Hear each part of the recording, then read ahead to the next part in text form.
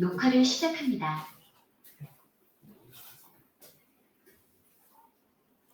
오늘 배울 내용은 결합의 극성과 관련된 내용을 이제 배우기로 하겠습니다. 우리가 이제 전번 시간에 화합물 원소의 루이스 전자 점식하고 화합물의 루이스 전자 점식을 그리는 방법에 대해서 살펴봤어요. 실제 구조하고는 조금 차이는 있어요. 하지만 공유결합을 이해하는 데 있어서 굉장히 중요한 그 포인트가 루이스 전자점식과 관련된 얘기였다. 그래서 우리가 공유결합을 이해하는 데 있어서 루이스 전자점식은 큰 역할을 하고 있다. 뭐 이 정도 알아주시면 되겠습니다. 그래서 이제 어제 숙제도 냈죠. SO2에 관련해서 루이스 전자점식 한번 그려보라고 했는데 그려봤습니까? 유민상? 네. 그려봤어 SO2? 에? 정말? 어디 보여줘봐.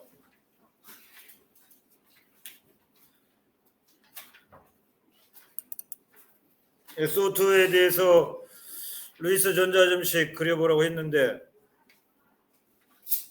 그려봤어요? SO2 에이 안 그랬구만. SO2 안 그랬어. 좀 거는 몰라. 갓나스키 SO2 집에서 한번 그려봐. 그러면 SO2 일단 그러면 총 원자과 전자수 몇 개냐? SO2는 1번 총 원자과 전자수를 헤아린다. 2번 중심 원소를 찾는다. 그리고 중심 원소와 주변의 원자의 단일 결합을 부여한다. 단일 결합선, 그러니까 팔을 뻗치는 거야. 단일 결합을 부여하고요. 세 번째는 이제 주변의 원자의 옥텟을 먼저 만든 다음에 주변 원자의 옥텟을 만든 다음에 그 다음에 이제 남는 전자를 중심에 배치를 하고요. 중심 원자를 또 옥텟을 맞춰주면 돼요. 근데 중심 원자가 옥텟이 안 될 수도 있어요. 총 원자과 전자수가 홀수인 경우는요. 이런 경우는 안 될 수가 있다. 실제 구조와 비슷하게 그려도 좋지만 그렇지 않아도 돼요. 우리가 이제 루이스 전자점식은 공유결합을 이해하는 데만 우리가 사용되기 때문에 실제 구조와 다르게 루이스 전자점식을 그린다고 해서 틀린 건 아니다. SO2. 자, 다시 한번 화합물의 루이스 전자점식을 구하는 순서. 1번 화합물을 구성하는 원자의 총 원자과 전자수를 헤아린다. 두 번째 중심 원소와 주변 원소의 단일 결합을 부여를 합니다. 세 번째 주변 원자에 먼저 옥텟을 제공하고 그 다음에 남는 전자를 중심에 배치를 하는데 그리고 나서 중심 원자가 옥텟이 안 됐으면 주변 원자에서 전자를 끌어와서 옥텟을 만들면 됩니다. 그리고 두 개의 전자는 하나의 결합선입니다. 두 개의 전자는 하나의 결합선. 오케이? 꼭 SO2 해보시고요. 그리다 보면 SO2가 두 가지 형태가 나올 수 있어요. 루이스 구조식이. 이처럼 루이스 구조식이 두 가지 이상의 형태가 나오는 그러한 그 구조를 우리는 공명 구조다. 공명. 레조넌스 하이브리드 스트럭처다. 뭐 이렇게 얘기를 합니다.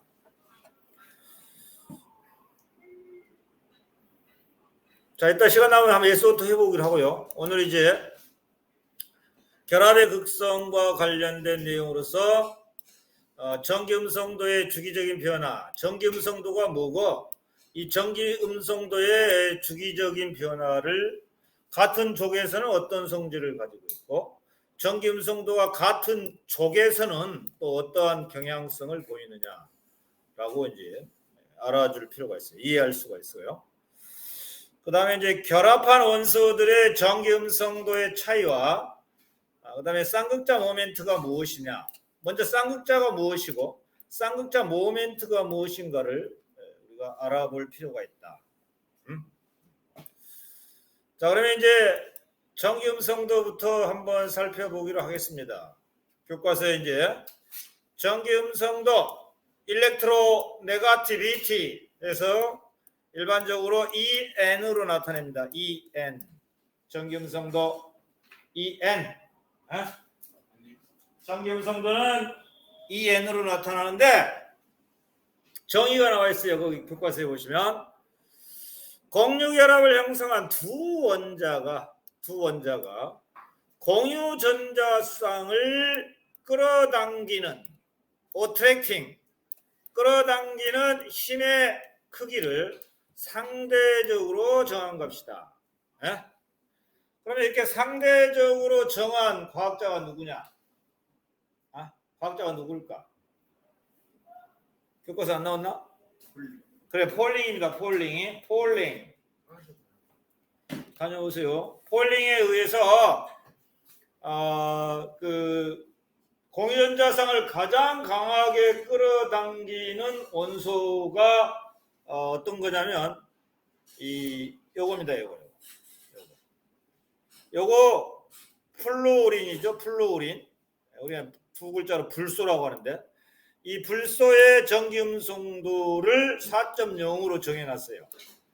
이거를 4.0으로 정해놓고 이것과 비교한 다른 원자들의 전기음성도 값을 우리가 이제 살펴보면 이 중에서 리튬 1.0, 베릴 1.5, 동소 2.0, 0.5씩 커지네요.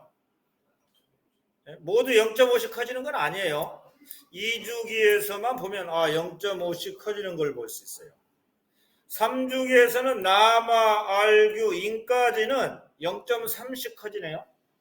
0.3씩 커지고 이는 2.1, 황은 2.5, 이거는 0.4가 증가했네. 0.4. 이거는 0.5가 증가했고요. 이처럼 일반적으로 전기음성도는 오른쪽으로 갈수록 커지는 경향성이 있네요.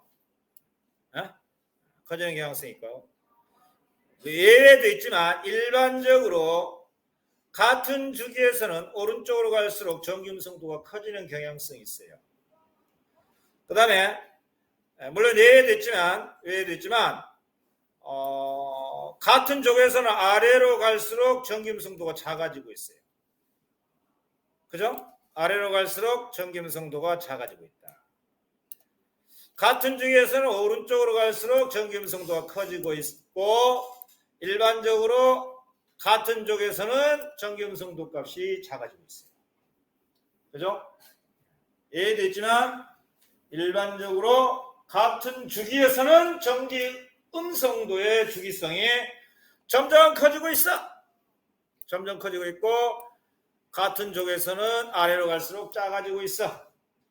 전기음성도의 주기적인 성질. 전기음성도가 뭐냐라고 하는 걸 정의를 먼저 알아야 돼. 공유전자쌍을 끌어당기는 상대적인 힘의 세기. 폴링이 일반화를 시켰고 그러면 이 상대적인 세기가 가장 큰 원소가 무엇이냐? 그건 불소를 4.0으로 정해놨다라고 하는 것을 알아주셔야 됩니다. 불소의 전기음성도가 4.0이야. 가장 커. 그리고 이것과 비교한 다른 원소들의 상대적인 힘의 세기가 2주기에서를 보면 0.5씩 커지고 있네요. 0.5씩 커지고 있고 3주기에서는 인까지 0.3씩 커지고 있고요. 그 이후에는 뭐 0.4, 그 다음에 0.5 이런 식으로 커지고 있네요. 예? 그걸 뭐 일반화 시킬 필요는 없고 결국은 이제 이렇게 오른쪽으로 갈수록 대체로 커지고 있고 아래로 갈수록 대체로 작아지고 있다 라고 하는 것으로 알아주시면 되겠습니다. 자, 여기도 나와 있네요. 일렉트로네가티비티 나와 있고요. 이주기, 리, 배, 붕, 탄, 질, 산, 풀, 헬륨, 네온, 아르곤, 크립톤, 크세논, 라돈, 에덴들은 제외를 시켜야지. 얘네들은 뭐 전자를 내놓지도 않고 전자를 얻으려고도 하지 않기 때문에 이 비활성 이 기체들은 제외를 시켜야지. 그죠? 그리고 불이염 부료와 아래로 갈수록 작아지고 있죠. 예? 자, 그래서 여기 보면 이쪽에 주로 금속 애들은 전기음성도가 낮아요. low. 그리고 중간에 있는 것들은 medium. 전기음성도가 중간값을 갖고요. 그 다음에 오른쪽에 있는 원소들이 주로 이제 전기음성도가 high 이 value를 가지고 있죠. medium, low, high 이렇게 됩니다. 그죠? 전기음성도 여기 빨갛게 동그라미 친 이 F가 대빵이네요. 대빵 원소가 뭐냐? 대빵 원소가 플루린이다. 플루린. 예? 플루린의 전기음성도를 4.0으로 정하고 이를 기준으로 다른 원소들의 전기음성도를 정하였다. 누가 정했다는 거야? 이민상이가 정했다는 거야? 폴링. 그죠? 폴링이 정했다라고 하는 것입니다. 자, 대체로 오른쪽으로 갈수록 커지고 대체로 아래로 갈수록 작아지고 있다라고 하는 것으로 전기음성도의 주기적인 성질을 알아주셔야 되겠습니다. 나와 있네요. 같은 주기에서 대체로 커집니다. 원자번호가 커질수록 대체로 커진다. 이 표를 보시면 대체로 오른쪽으로 갈수록 커지고 있다라고 하는 것을 우리가 파악할 수 있어요. 자, 그 다음에 전기음성도 같은 족 원자번호가 커질수록 아래로 내려갈수록 대체로 작아진다라고 하는 것도 우리가 이 표를 보시면 알 수가 있습니다. 그래서 교과서에 있는 이 전기음성도에 관련된 이 표를 잘 또 눈여겨봐 주시면 좋겠어요. 자, 그 다음에 이제 그러면 이러한 전기음성도에 따른 전기음성도에 따라서 공유전자쌍을 끌어당기는 힘이 서로 같은 원소끼리의 결합이 있어요. 그걸 무극성 공유결합이라고 그래. 정류가 같은 원자 사이의 공유결합이죠. 그러면 H2라든가 뭐 O2라든가 또는 N2라든가 F2CL2BR2라든가 이 종류가 같잖아요.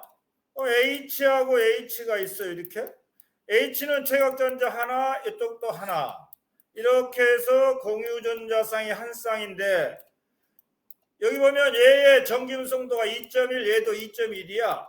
똑같이 전기음성도의 차이가 없어. 그럼 이 공유전자쌍이 어느 쪽으로 치우치냐? 어느 쪽으로도 치우치지 않지. 이러한 결합을 무극성 공유결합이라고 그러지. 극성을 띠지 않는다. 이 무극성 공유결합은 100% 무극성 분자야. 100% 무극성 공유결합을 하는 것들은 100% 무극성 분자. 무극성 분자라고 하는 것은 이제 뒤에 나오는데 쌍극자 모멘트 합이 제로인 분자 이렇게 이제 정의를 해요. 쌍극자 모멘트 합이 제로인 분자. 이처럼 종류가 같으면 공유전자쌍이 어느 쪽으로 치우치지 않아. 뭐 이쪽으로 치우치도 않고 이쪽으로 치우치도 않고. H의 전기음성도 아마 2.1일 거야. 얘의 전기음성도 2.1이고요. 그죠? 같아. 공유전자쌍을 끌어당기는 상대적인 힘의 세기가 같단 말이야. 같으니까 어느 원자 쪽으로도 치우치지 않지. 이걸 무극성 공유결합이라고 해. 이걸 동핵 이원자 분자 이래. 이런 표현. 동핵 이원자 분자들, 주로 동핵 이원자 분자들은 무극성 공유결합을 하고, 무극성 공유결합을 하고 있는 것들은 무극성 분자야. 반면에 just 있잖아요. 무극성 공유결합, 예를 들면 수소 분자죠. H 있어요. 여기 수소의 최각전자 하나, 오른쪽에 최각전자 하나, 하나의 공유전자쌍이 이렇게 있다. 그죠? 정겸성도가 같아. 무극성 공유결합이지요. 자, 그의 반면에 극성 공유결합이 있어요. 극성은 종류가 다른 원자 사이의 공유결합이다. 예? 그러면 예를 들면 HF가 있다 해보자. HF. H는 최각전자 몇 개냐?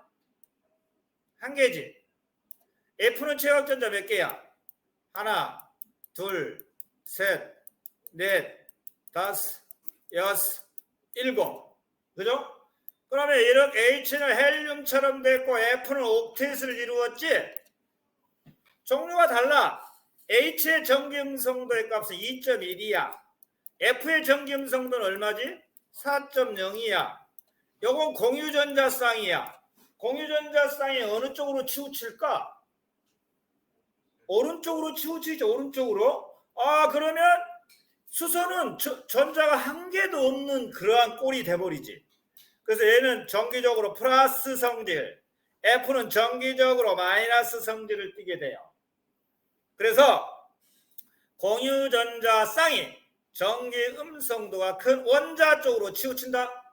이러한 공유결합을 극성 공유결합이라고 그래. 그래서 극성 공유결합을 하면 두 가지 분자가 나올 수 있어. 극성 분자, 이와 같은 것은 극성 분자가 될 수 있죠. 극성 분자도 되지만 또 극성 공유결합을 하는 분자 중에서 좌우 대칭형 분자가 있거든요.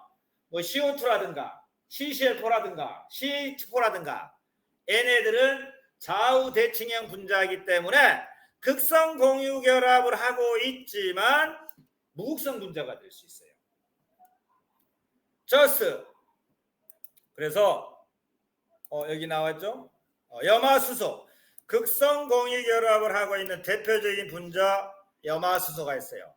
자, H의 최각전자 1개, Cl의 최각전자 7개, 물론 이렇게 그려볼 수가 있겠죠. 자, H는 이렇게 헬륨처럼 됐고 Cl은 옥텟을 이루었어요. 자, Cl의 정기음성도가 얼마인지 아나? 외울 필요는 없지만 H는 정기음성도가 2.1이었죠. Cl은 얼마죠? 3.0이었죠? 자, 그러면 여기에 요 공유 한 쌍의 공유전자쌍이 어느 쪽으로 치우쳐? Cl 쪽으로 치우쳐. 그래서 정기적으로 1델타 한 쌍이 Cl 쪽으로 쏠렸다. 한 개 1델타 마이너스. 요 한 쌍을 다 잃어버렸다. 1델타 플러스 이렇게 표시해요. 오케이? 그러면 H2는 어떻게 될까? 한번 그려보자. H2. 여기다가 자, H. 자, 이렇게 한번 실제적으로 한번 그려볼게요. 이렇게. 자, 여기 보면 이제 수소거, 산소거, 산소거인데요. 이렇게 해서 수소는 헬륨처럼 됐고요. 산소는 옥텟을 이루을 수 있어요. 요게 이제 H2의 루이스 전자 점식인데, 여기 보면 공유전자쌍이 한 쌍, 여기 한 쌍, 두 쌍 있어요. 비공유전자쌍이 이렇게 두 쌍이 있어. 이걸 루이스 구조식으로 그려보면 어떻게 되지? H. 실제 구조와 비슷하게 그린 거야, 지금 요게. 뭐 여기, 뭐, 양쪽에 그려도 상관은 없어요. 틀린 건 아니고요. 여기 비공유전자쌍 이렇게 있습니다. 그죠? 루이스 구조식이다. 우리가 루이스 구조식을 쓸 때는 결합선은 반드시 표시를 해줘야 돼요. 결합선은. 그리고 이 비공유전자쌍은 생략하기도 해요. 생략하기도 해. 생략하기도. 그러나 이제 생략하지 않고 요 숨은 비공유전자쌍을 이렇게 찾아서 적어주면 또 보기가 좋겠죠. 자, 그러면 A는 정김성도가 2.1이죠. 산소는 정김성도 얼마죠? 3.5입니다. 그죠? 3.5입니다. 자, A하고 A만 비교해보자. A하고 A 비교하면 얘 전자쌍이 어느 쪽으로 치우치지? O로 치우치지. 그죠? 그럼 여기는 봐봐. 얘는 한 쌍을 뺏겼으니까 1델타 플러스, 얘는 한 쌍을 얻었으니까 1델타 마이너스, 이렇게 표시해요. and 마찬가지로 요걸 봅시다. 얘하고 얘를 봅시다. 얘하고 얘를 보면 얘의 정김성도가 작고 얘의 정김도 크죠. 자, 얘는 한 쌍을 잃었으니까 1델타 플러스, 얘는 또 한 쌍을 얻었으니까 1델타 마이너스, 이렇게 표시해요. 그런데 전체적으로 보면 산소는 요 두 쌍을 얻은 거죠. 두 쌍을 끌어당긴 거죠. 그러니까 이건 1델타 마이너스 1델타 마이너스를 합쳐서 뭐라 그럴까? 합쳐서 2델타 마이너스 이렇게 표시를 해요. 네? 이렇게 2델타 마이너스로 표시한다. 그죠? 자, 그래서 보시면 이렇게 여기 볼래요? 네, 여기서 이제 뒤에 가서 배울 건데, 얘는 공유전자쌍이 두 쌍이 있습니다. 비공유전자쌍이 두 쌍이 있어요. 자, 산소 원자 주위에 총 전자쌍이 몇 개 있습니까? 총 전자쌍이 몇 개 있어요? 네 쌍이 있죠? 네 쌍이 있거든요. 뒤에 가서 배울 텐데, 중심 원소 주위에 총 4쌍이 있을 때 얘네들이 가장 안정한 각도를 이룰 수 우리가 이제 만약에 공유전자쌍만 4쌍이 있다. 공유전자쌍만 4쌍이 있다면 결합각이 몇 도가 나오느냐? 결합각이 109.5도가 나와야 돼요. 그런데 총 전자쌍 4쌍 중에서 두 쌍은 공유전자쌍이죠. 그 다음에 두 쌍은 비공유전자쌍입니다. 자, 전자쌍들은 서로 어떨까? 서로 끌어당길까? 서로 반발해요, 반발. 그래서 반발을 최소화하기 위해서 서로 멀리 떨어져 있으려고 하는데, 공유전자쌍만 4쌍 있으면 정사면체 구조를 이룰 때 가장 안정해져요. 그런데 반발력의 크기를 보시면요, 비공유전자쌍은 산소 원자 하나에만 이끌리죠. 공유전자쌍은 두 원자에 이끌리거든요. 두 원자에 이끌려. 그래서 반발력이 누가 더 크냐? 반발력은 비공유전자쌍이 더 커요. 반발력. 그래서 얘네들이 이렇게 반발해버리죠. 확 밀어버리죠. 확 밀어버리니까 얘들이 한 쌍, 두 쌍, 세 쌍, 네 쌍이 109.5도를 이루지 못하고 확 밀어버려서 104.5도를 이루어요. 결합각이. 그래서 여기 결합각이 몇 도냐? 104.5도가 된다. 뭐 이렇게 보시면 돼요. 뒤에 가서 또 나와요. 그러니까 일단은 H2는 우리가 이론상으로는 4쌍이 정사면체 구조를 이루어야 되는데 얘네들은 상당히 넓은 면적을 차지하고 있어요. 왜? 산소 원자 하나에만 이끌리기 때문에 넓은 면적을 차지, 와이드에. 그러니까 얘네들은 두 원자에 이끌리기 때문에 좁아요, 면적이. 넓은 면적을 차지하고 있는 것들이 반발력이 크죠. 공유전자쌍 확 밀어버리지. 확 밀어버려서 결합각이 109.5도를 이루지 못하고 좀 더 줄어든 104.5도를 이루게 된다라고 하는 것이죠. 뒤에 이제 나오니까 그때 가서 다시 하기로고요. 자, 그래서 여기 보시면 H는 부분적인 양전하를 띄고 있죠. 그죠? 이거 1델타 플러스, 그 다음에 염소는 부분적인 음전하를 띄고 있어요. 1델타 마이너스. 그죠? 그럼 이런 이 1델타 플러스 1델타 마이너스 얘네들을 우리가 뭐라 그러냐?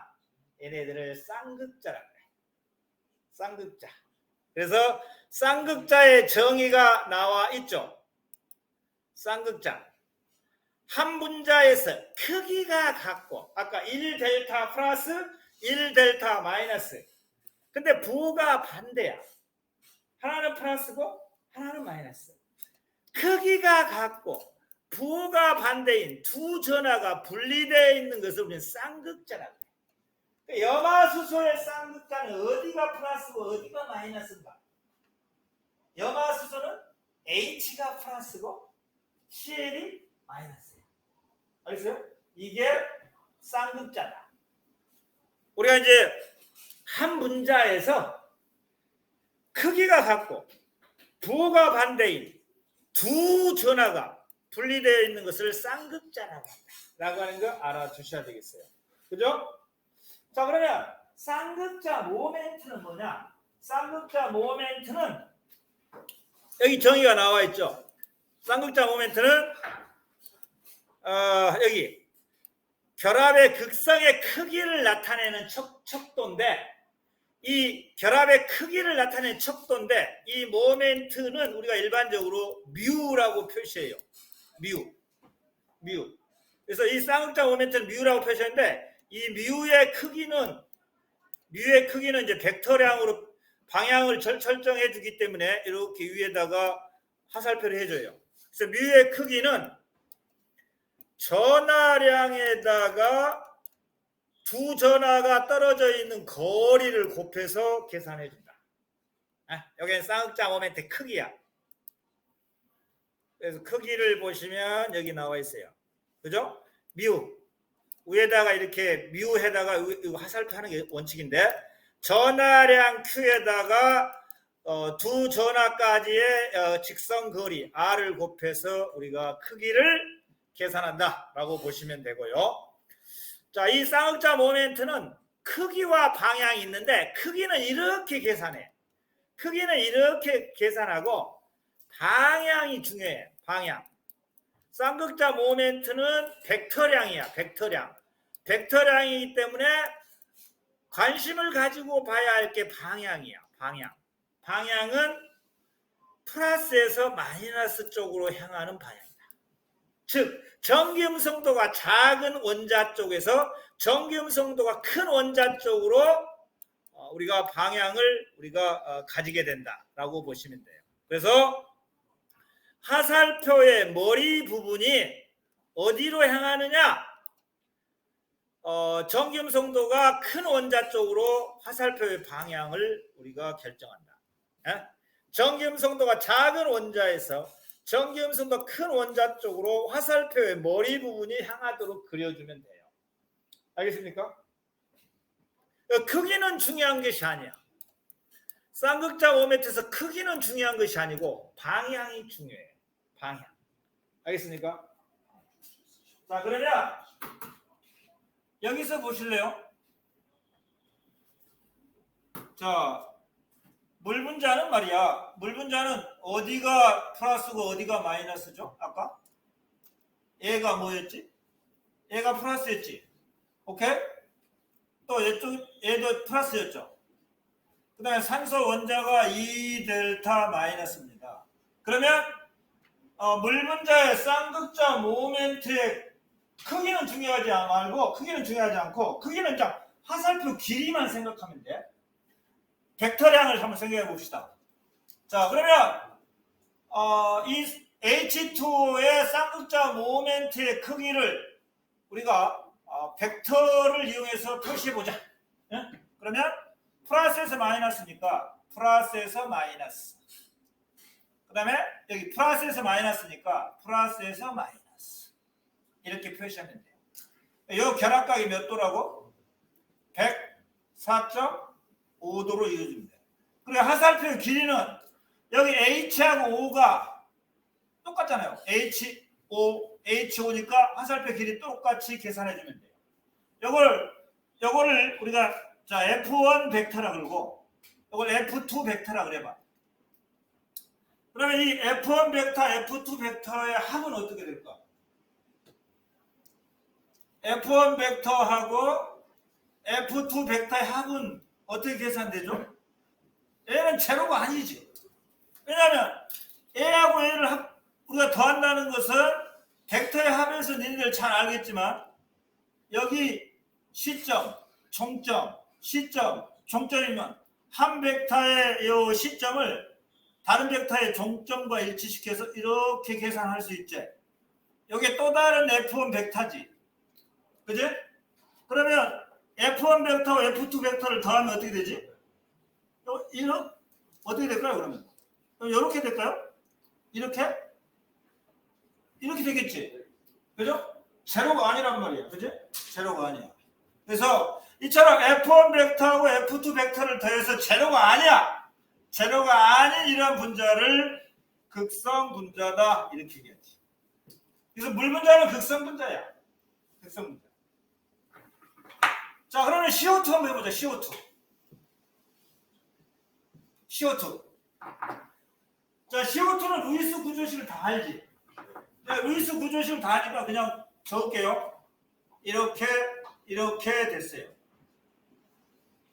자, 이 중에서 전김성, 요 CO 중에서 전김성도 어디가 더 크지? 이건 좀 외워야 되는데. 5가 크지? 네. 여기가 플러스지? 네. 그지? 그래, 여기가 플러스, 여기 봅시다. 그럼 이렇게 표시해봅시다. 얘가 크니까 이 두 쌍을 다 뺏어 왔어요. 2 델타 마이너스가 되겠지? 여기도 얘하고 전김성도를 비교하면 얘가 크지? 그러니까 이 두 쌍을 다 뺏어 왔으니까 2 델타 마이너스지? 그지? 그러면 이 C는 여기서 두 쌍 뺏기고 여기서 두 쌍 뺏겼지? 그럼 여기는 얼마로 표시해야 되지? 4 델타 플러스로 표시해야 돼요. 그지? 그러면 여기서 봅시다. 자, C. 쌍극자 모멘트는 크기가 중요한 것이 아니라 방향이 중요하다고 그랬어. 방향은 어디서 어디로 향한다고 그랬지? 플러스에서 마이너스. 플러스에서 마이너스. 자, 그럼 여기서 점을 찍고 플러스에서 마이너스로 향하는 벡터. 또 F1 벡터. 플러스에서 마이너스로 향하는 벡터. 근데 이 한살표 길이는 똑같아야 돼. 왜? CO, 오케이? F2 벡터. 그러면 이 F1 벡터하고 F2 벡터를 더하면 뭐가 되지? 0 나오지? 이처럼 얘네들은 극성 공유 결합을 하고 있어요. 극성 공유 결합을 하고 있는데 벡터의 합이 제로야. 그래서 극성 공유 결합이지만 얘네들은 무슨 분자라 그러냐? 무극성 분자다 이렇게 얘기하지. 좌우 대칭형 분자. 알겠냐? 이게 이제 쌍극자 모멘트에서 중요한 거죠. 그래서 극성 공유 결합을 하지만 좌우 대칭형 분자, 뭐 CCl4 또는 CH4, CF4, BF3 이런 것들, 그죠? 또는 BF2 이런 것들은 전부 무극성 분자다. 전기음성도가 달라. 전기음성도가 다르기 때문에 극성 공유 결합이지. 극성 공유 결합이지만 쌍극자 모멘트의 합이 제로야. 제로. 이런 것을 무극성 분자. 극성 공유 결합이지만 무극성 분자. 얘네들은 극성 공유 결합이면서 극성 분자. 극성 공유 결합이면서 극성 분자. 이렇게. NH3는 어떻게 될까요? 쌍극자 모멘트하고 어떻게 계산할까? NH3. NH3는 무슨 공유 결합을 하냐? NH3는 극성 공유 결합이지. 극성 공유 결합이면서 얘가 극성 분자인지 무극성 분자인지 어떻게 판단하냐? 쌍극자 모멘트 벡터의 합을 생각하면 돼. 자, 그럼 NH3 한번 해봐. 자, NH3야. 한번 생각해보자. 요 실제 구조를 몰라. 실제 구조를 모른단 말이야. 실제 구조를 모르는데 나중에 실제 구조가 이제 밝혀져요. 이게 삼각형 모양인데 실제 구조가 밝혀지기 때문에 그때 가서 다시 하기로 하겠지만 이거 보자.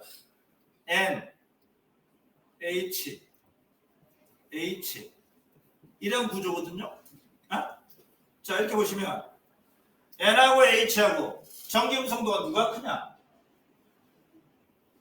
N하고 H, N하고 H, N하고 H 전기음성은 누가 커? N이 크지? 그죠? 그래서 요 결합각도들이 있어요. 요 결합각도들이 90도는 아니야. 어? 여기 한 107도 정도 돼요. 어? 그래서 여기가 플러스고 여기가 마이너스고 여기가 플러스고 여기가 마이너스거든요. 그래서 여기 1델타 플러스 1델타 플러스 1델타 플러스 여기는 3델타 마이너스 이렇게 표시해요. 그죠? 그러면 극성 공유 결합인 것은 확실하지. 근데 NH3 실제 구조를 모르니까 일단 실제 구조를 안다고 생각하고 쌍극자 모멘트 크기와 방향 벡터를 한번 표시해보자. 그러면 어떻게 되죠? 플러스에서 마이너스로, 플러스에서 마이너스로, 플러스에서 마이너스로. 이게 N 여기죠? NH, NH, NH야. 그죠? 이렇게. F1 벡터, F2 벡터, F3 벡터, 얘네들 전부 더하면 0이 나올까? 좌우 대칭형이 아니야. 얘네들은 벡터의 합이 제로가 아니지. 그래서 극성분자지.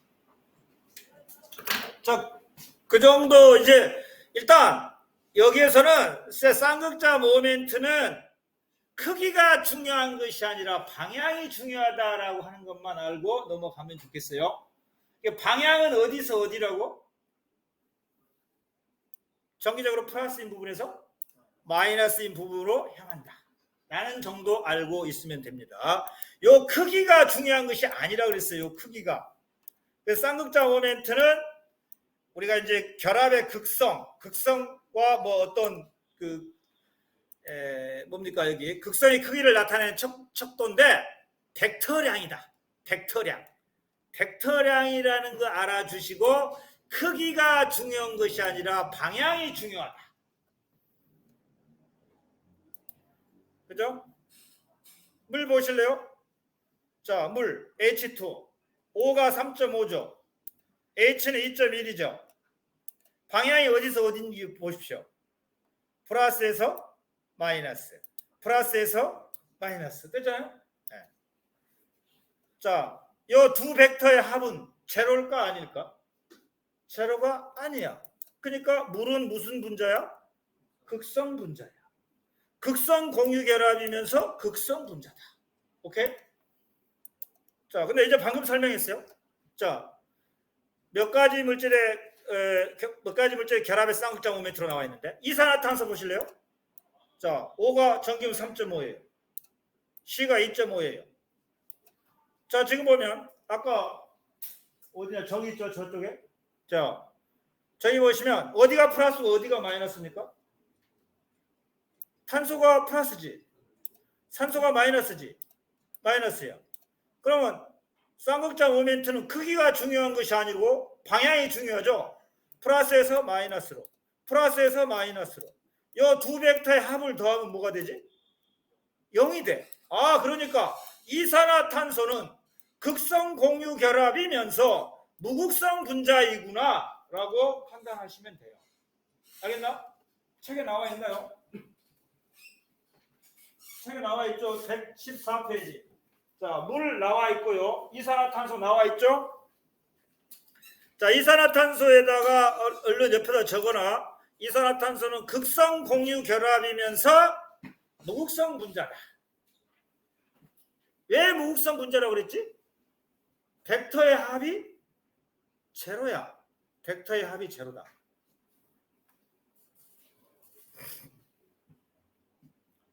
이산화탄소가 왜 직선형인지 이거는 아직 잘 몰라.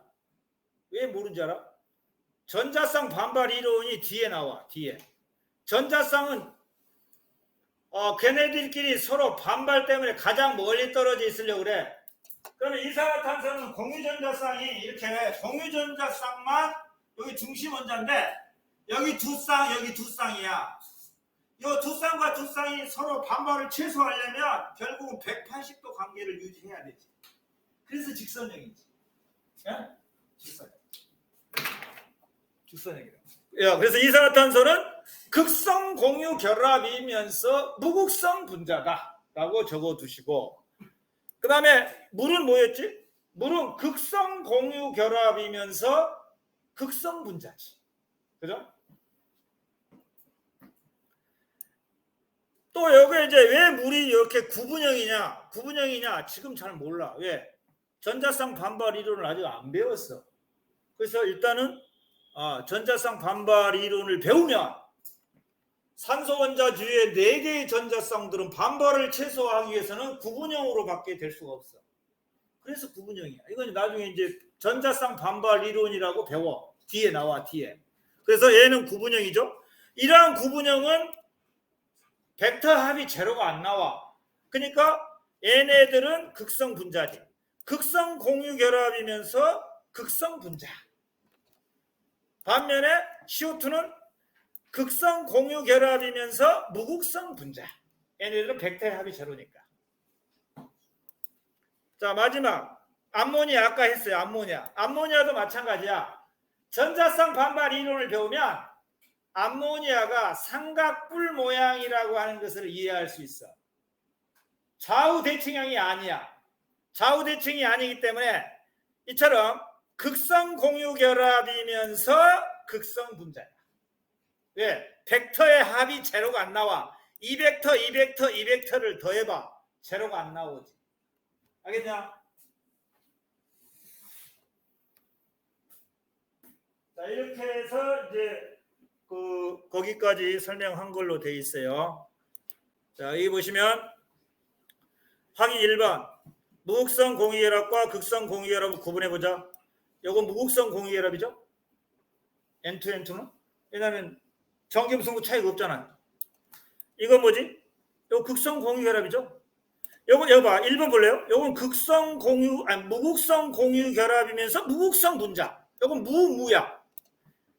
2번은 뭘까? 극성 공유결합이면서 무극성 분자야. 왜? 요건 좌우 대칭형이야. 플러스에서 마이너스, 플러스에서 마이너스, 플러스에서 마이너스. 벡터의 합이 제로야. 그래서 얘는 극성 공유결합이면서 무극성 분자지. 얘는 CH4죠? 극성 공유결합이면서 좌우 대칭형이거든요. 극성 공유결합이면서 무극성 분자, 극성 공유결합이면서 무극성 분자. 얘는 무극성 공유결합이면서 무극성 분자. 이렇게 되는 거지. 오케이? 3번. 전기음성도 다르잖아요. 그러면 얘는 극성 공유결합이죠. 그런데 좌우 대칭형이야. 그래서 무극성 분자지. 벡터의 합이 제로지. 쌍극자 모멘트 합이 제로야. NH3? 여기 있잖아요. 여기. NH3는 극성 공유결합이면서 얘네들의 이 삼각뿔 모양이거든요. 얘네들은 벡터의 합이 제로가 아니지. 그러니까 극성 분자지. 여기 위에 이렇게 비공유전자 하나 있어요. 이제 왜 NH3가 삼각뿔 모양이냐라고 하는 것은 이제 뒤에 전자쌍 반발 이론을 배우면 우리가 알 수가 있어. 암모니아는 삼각뿔, 물은 구분형, 메테인은 정사면체, BF3는 평면 삼각형. 이런 것들은 이제 전자쌍 반발 이론을 배워야 돼. 뒤에서 나와. 일단은. 그래서 이제 지금 사실 이 내용이 전자쌍 반발 이론이 어디 나오냐면요. 예, 123페이지 나와요. 123페이지 보면 이제 분자의 구조를 파악할 수 있는 전자쌍 반발 이론 이렇게 나오지. 예? 그러면 더 정확하게 알 수가 있지. 자, 그래서 오늘 배우는 내용 중에서 오늘은 뭘 기억을 해야 되냐면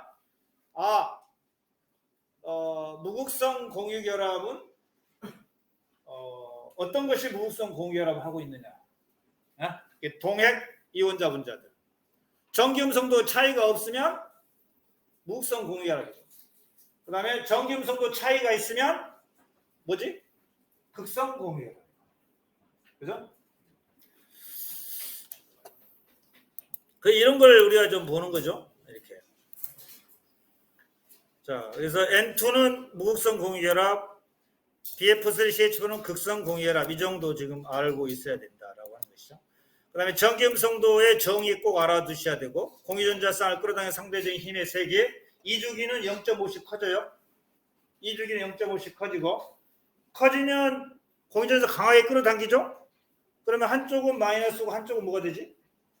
플러스가 돼요. 그래서 크기가 같고 부호가 반대인 두 전하가 이렇게 일정한 거리를 두고 이렇게 놓여 있는 거, 이걸 쌍극자라고 한다. 알겠죠? 그리고 이제 쌍극자 모멘트는 극성의 크기를 나타내는 척도인데, 크기가 중요한 것이 아니라 뭐가 중요하다고 했지? 방향. 방향은 어디서 어디로? 플러스에서 마이너스. 그 정도 알고 있으면 되겠습니다.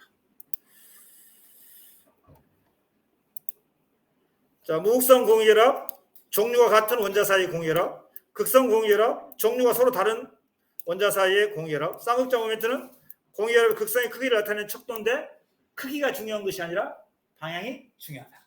방향은 어디서 어디다고? 플러스에서 마이너스. 오케이.